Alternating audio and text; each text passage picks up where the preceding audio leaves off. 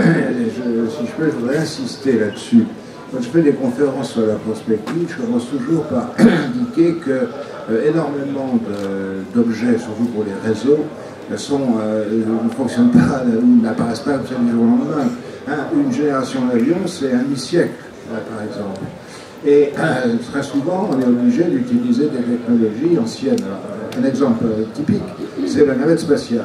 À bord de la navette spatiale, et un certain nombre d'ailleurs d'autres appareillages, installations spatiales, pendant la navette spatiale, les écrans étaient toujours des tubes cathodiques. Pourquoi? Parce qu'ils avaient été validés à un certain moment et qu'il n'était pas question de valider des écrans plats ou d'autres appareils pour des sommes astronomiques.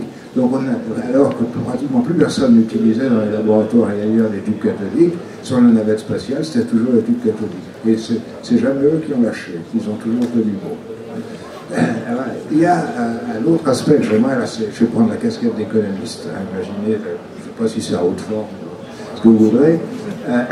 Il y a le problème qui est parfois évoqué, le coût de ces merveilleuses machines. Et alors, ça coûte cher. Est-ce que ça sert à quelque chose? C'est le genre de questions que j'ai entendu régulièrement poser. Et là, je voudrais raconter une petite anecdote aussi. Une fois, j'étais à la télévision avec Hubert Curien, vous voyez, qui était Hubert Curien, d'accord. Avec Hubert Curien, et l'intervieweur qui était bon d'ailleurs, ça devait être une toute petite chaîne, pour une fois, qui était bon, justement pose la question du coût. Alors, j'avais déjà fait des évaluations pour d'autres raisons. Je dis une brique spatiale, une grosse brique spatiale, c'est 100 milliards de dollars. Et puis rien commence à pousser des hurlements en se disant ça va affoler tout le monde. Non, c'est 10 milliards, ça. Pas du tout.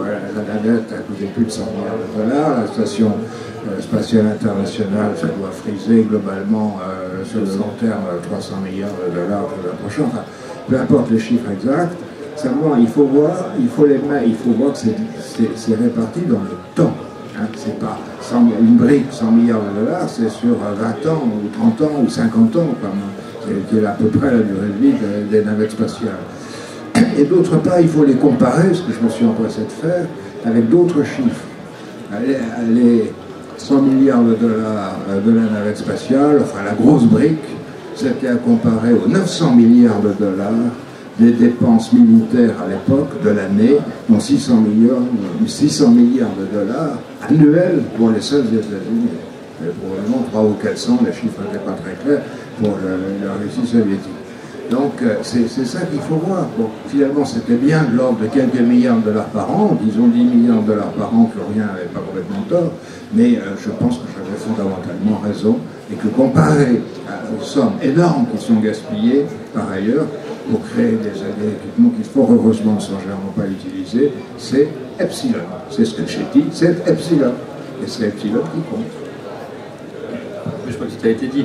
Je voulais revenir sur le fait qu'effectivement, quand on fait ces grands projets qui prennent énormément de temps, le scientifique est constamment balancé entre arrêter une solution et la mettre en œuvre, et puis il y a d'autres scientifiques qui travaillent à côté, puis il y a toujours beaucoup mieux, etc. Et ça explique une partie du glissement de certains projets. C'est-à-dire qu'on est tout le temps en train de revenir et de rebrancher quelque chose de nouveau parce qu'on a trouvé mieux, etc. La sagesse est effectivement d'arrêter les solutions, de s'y tenir et puis d'attendre la machine suivante pour implémenter les autres solutions, etc. Tout à fait. Je voudrais compléter sur le coût. Il y a un mot récent du directeur général d'ITER sur le coût d'ITER que j'ai beaucoup apprécié. Il a dit à un journaliste, oui, c'est très cher si on n'y arrive pas. Oui, mais même si on n'y arrive pas, on aura beaucoup appris. Tout à fait. Parce que en science, les résultats négatifs sont, même s'ils sont beaucoup moins publiés, sont aussi importants que les résultats positifs. Mais effectivement, mais ça veut surtout dire que ça vaut le coup, mais il faut y arriver. Je vais proposer, parce que l'heure passe, de passer la parole à la salle. Est-ce qu'il y a des... Oui, je vois, il y a des questions. Allons-y.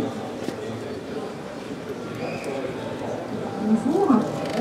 Je voudrais savoir la raison pour laquelle on ne construirait pas l'accélérateur de particules dans un endroit plan plutôt que dans les montagnes?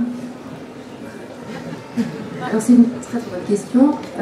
D'abord, cet endroit-là est plutôt plan entre les montagnes et le... Ensuite, il faut que ce soit un endroit qui ne soit pas si difficile que ça à creuser.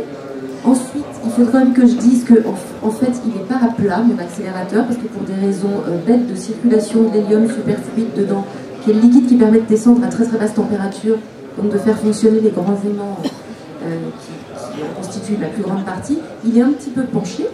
Donc finalement, on ne veut pas du si plat que ça, quoi, en vrai. Mais c'est surtout que la construction du CERN, alors bon, j'étais pas née là pour le coup, donc je dis ce que j'ai lu. Le CERN a été construit sur les cendres de l'Europe après la guerre pour faire, ses missions, c'est faire de la science et la technologie qui va permettre de faire cette science, donc de la recherche scientifique et la technologie qui va avec, et de l'éducation par la science pour les gens. Pas de politique, rien de tout ça. C'est aussi stratégique, politiquement, géopolitiquement stratégique de l'avoir positionné là. Alors après, oui, il ne faut pas trop de granit, pas trop de machin, pas trop de trucs. Il y a tout un tas de raisons qui font qu'il est là. Mais il y a aussi une histoire presque de symbole. Il est au cœur de l'Europe et on va tous faire de la science et on s'en fout quelles sont nos bagarres par ailleurs. Alors le CERN, juste pour vous dire, d'abord c'est l'endroit le plus génial du monde. Allez-y. On pourra dire, Alain pourra dire qu'il y en a d'autres, des endroits les plus géniaux du monde, mais le CERN c'est fantastique. Il y a à peu près 10 000 personnes qui ne sont pas sur place en permanence, mais il y a 10 000 chercheurs de pas tout à fait le monde entier. J'ai compté, je crois qu'il y a 101 pays qui sont représentés. Sur les 210 États de la planète, il y a 101 pays. Alors parfois, ils ont un physicien qui vient. Par exemple, la Lituanie, je crois, a un physicien. L'Italie, la plus représentée, a 1700 physiciens qui viennent. Mais il y a 101 pays qui sont représentés. Que des gens qui n'ont qu'un objectif, c'est faire la science, avancer les connaissances et s'éclater en le faisant. Parce qu'on adore tout ce qu'on fait, donc ça c'est génial. Ce qui fait qu'on a des antagonismes profonds qui disparaissent complètement. Tant qu'on est dans les labos, par exemple, j'ai un copain qui bossait avec une Israélienne et une Palestinienne, et c'était génial, ils ne s'étaient même pas posé la question, puis un jour, bêtement, ils ont décidé d'aller boire un verre ailleurs. Ils sont sortis du CERN, et là, ça a été le cauchemar. Mais ceci dit, dès qu'on bosse ensemble, on bosse tous la main dans la main, on va tous dans la même direction, et que je ne sois pas en train d'uniformiser le boulot, parce qu'au contraire, ce qui est très très riche, c'est qu'on est tous des façons de penser, des éducations différentes, des façons d'aborder les choses différentes, et c'est pour ça que ça marche. Et ouais, le CERN, c'est génial pour ça. Donc, sa position là, au cœur de l'Europe, elle est aussi très symbolique et très importante pour ça.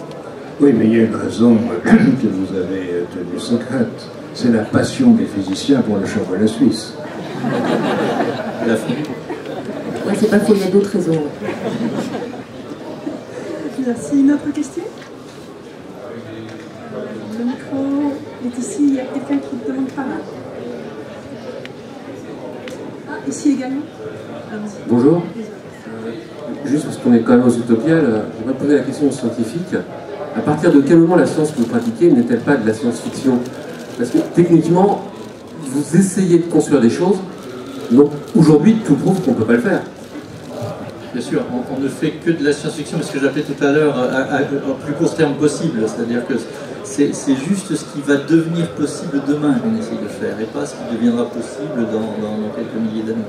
Donc on est toujours à cette frontière, on pousse une frontière, on fabrique des machines avec de l'existant, avec du presque existant, avec du juste en développement, et puis c'est en assemblant ces choses-là qu'on fait avancer sur la connaissance, sur la création de nouvelles choses.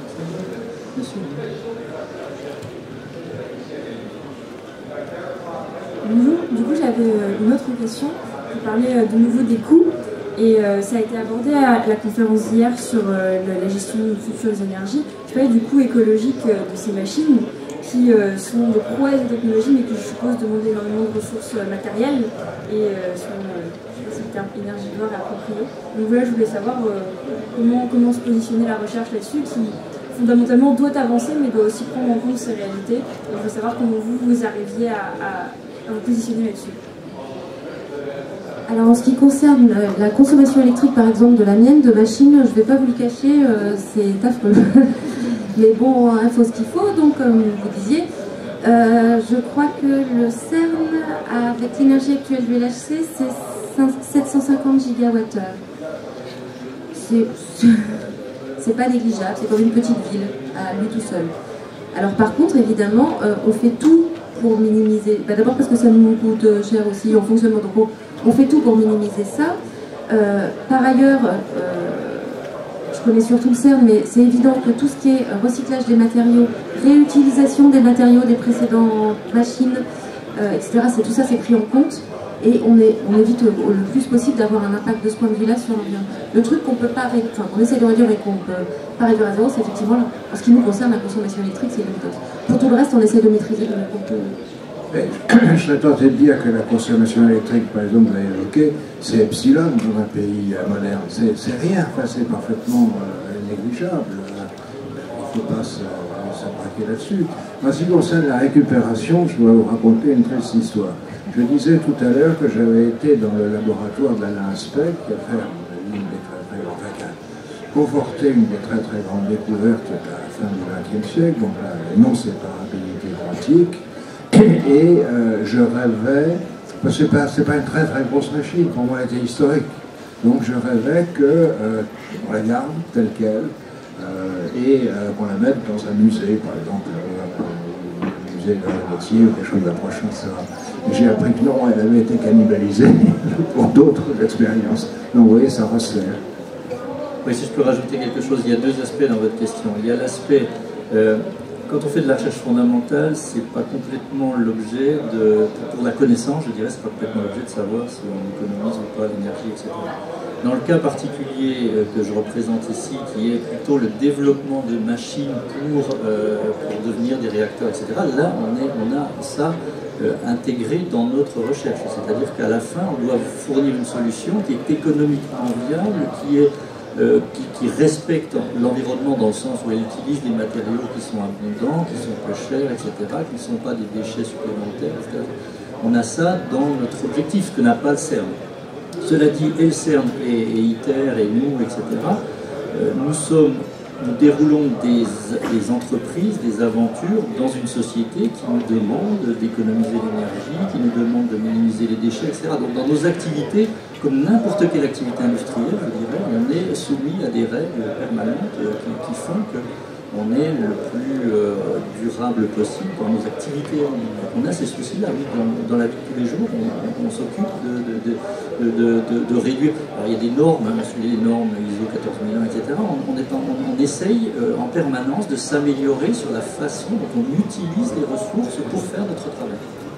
Juste pour compléter sur une petite note plus rigolote, mais néanmoins vraie, il y a des fois aussi, comme on travaille avec des machines gigantesques, où par exemple, notre consommation correspond à la production mondiale de quelque chose.